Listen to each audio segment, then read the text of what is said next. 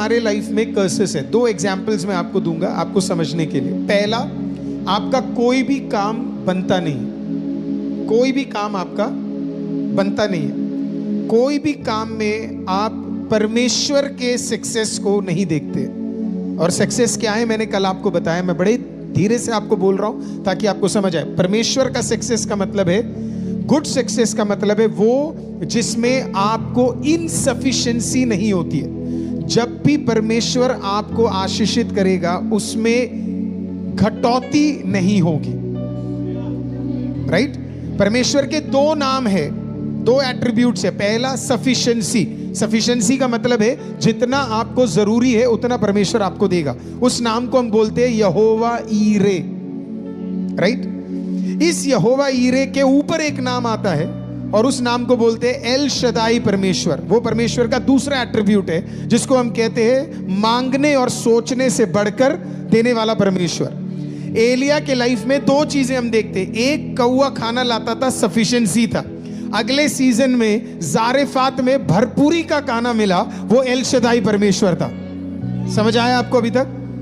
तो कोई भी काम में आप इनसफिशिएंसी देख रहे हैं, इसका मतलब है कहीं ना कहीं एक कर्स आपके लाइफ में। वो सेवकाई में हो सकता है, वो नौकरी में हो सकता है, वो पारिवारिक हो सकता है, वो फिजिकल रेलम में हो सकता है।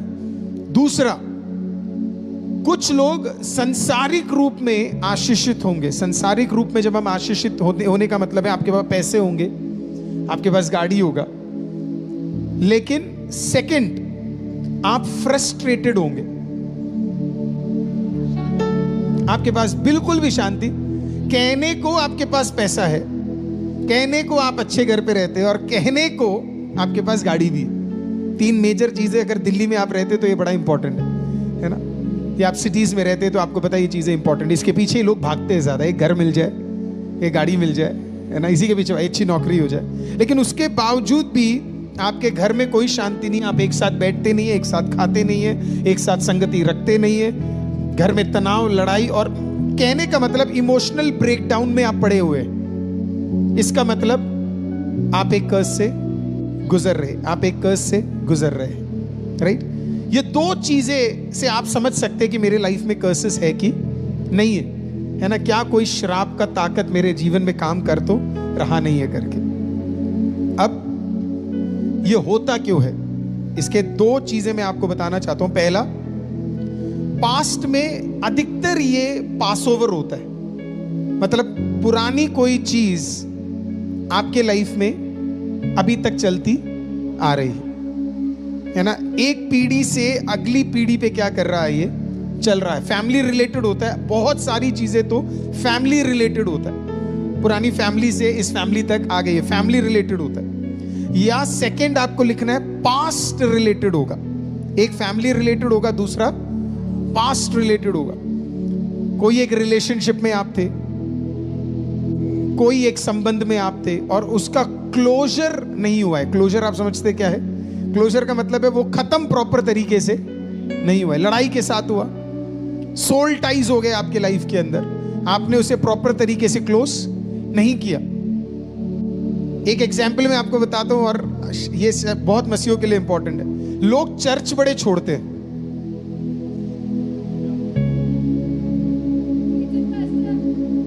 ध्यान से सुनिएगा मेरी बात को। लोग एक चर्च से दूसरे चर्च भागते रहते हैं। एक्चुअली पहले इतना होता नहीं था, अब क्रिश्चियनिटी में ये ज्यादा बढ़ गया, लेकिन अब हो गया। अब मैं एज अ पास्टर, मेरा काम है ये सारी चीजें आपको बताना, क्योंकि मैं उस चर्च को चर्च नहीं मानता जहां पे पूरी भीड़ दूसरे चर्चों की आ रही है। मैं उस चर्च को चर्च मानता हूं जहां पे हर दिन कोई मन फिरा के प्रभु के राज्य में आ रहा है। अब मेरी बात को समझिएगा। किंगडम में फायदा उसी का ही है जहां पे जो नहीं जानता वो आ रहा।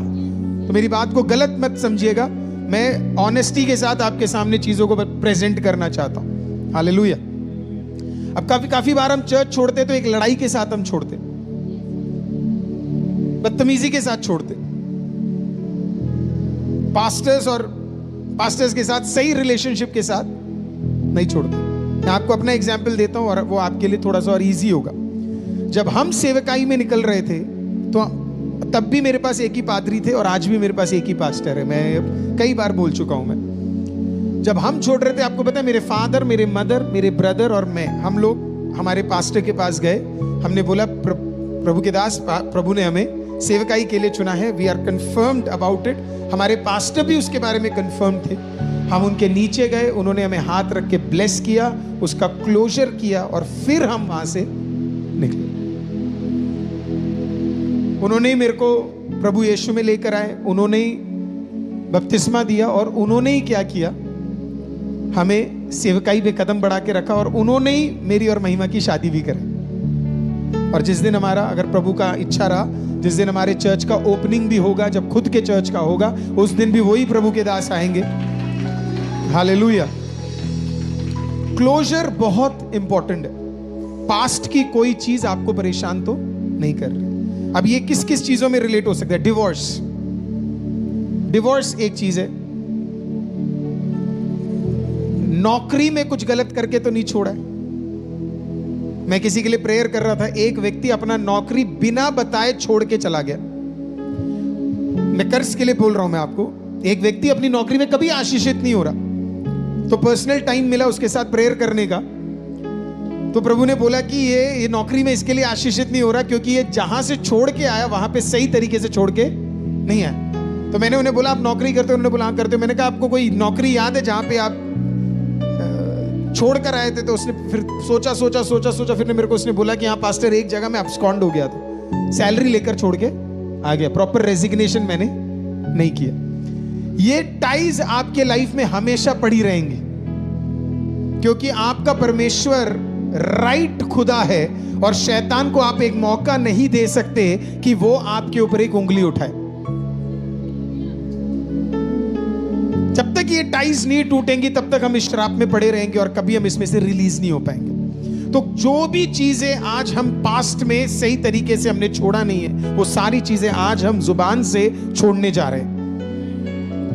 पवित्र आत्मा आपको सब याद दिलाता जाएगा। अभी जब मैं ये प्रचार करूंगा, आपको पवित्र आत्मा हर चीज याद दिलाता रहेगा कि ये चीजें सही नहीं की, ऐसे चीजें सही नहीं की, और वो सारी चीजें जब आप देखोगे अपने आप रिलीज हो जाओगे इन चीजों में से। हालेलुया। अगला, क्या कॉमन कॉजेस हो सकते हैं कर्सेस के? कॉमन कॉजेस है ना, कई कॉज हो सकते हैं कर्सेस के। पहला, नंबर 1 रीजन मैं आपको बता रहा हूं जिससे परमेश्वर सबसे ज्यादा नफरत करता है, और वो है आइडोलेट्री, मूर्ति पूजा। मूर्ति पूजा।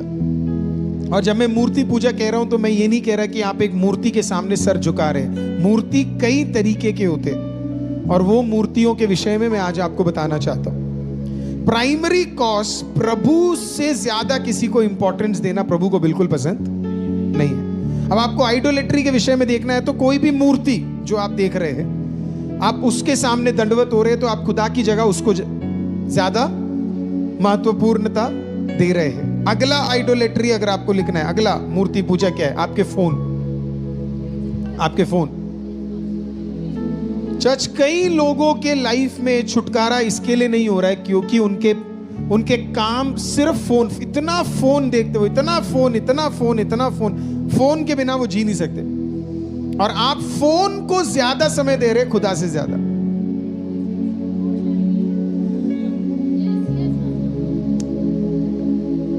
मैं कुछ बोलूंगा तो आप बुरा मत मान जाना। किसी को देख के बोलो, बुरा नहीं मानेंगे, है ना। लाइव वाले लिखो, बुरा नहीं मानेंगे, है ना। 4000 लोग देख रहे हैं, चलो बोलो बुरा नहीं मानेंगे। अगर आपको लग रहा है आप पास्टर अरुल का 1-1.5 घंटे का मैसेज देख रहे फोन पे और आपको लग रहा है आपके पूरे दिन की खाद पूरी हो गई, तो मैं आपको उस गलत फहमी से निकाल दूं। 1 घंटा मेरा वचन सुनने से भी महत्वपूर्ण है 1 घंटा बिना फोन के खुदा की उपस्थिति में बैठना, वो ज्यादा इंपॉर्टेंट है।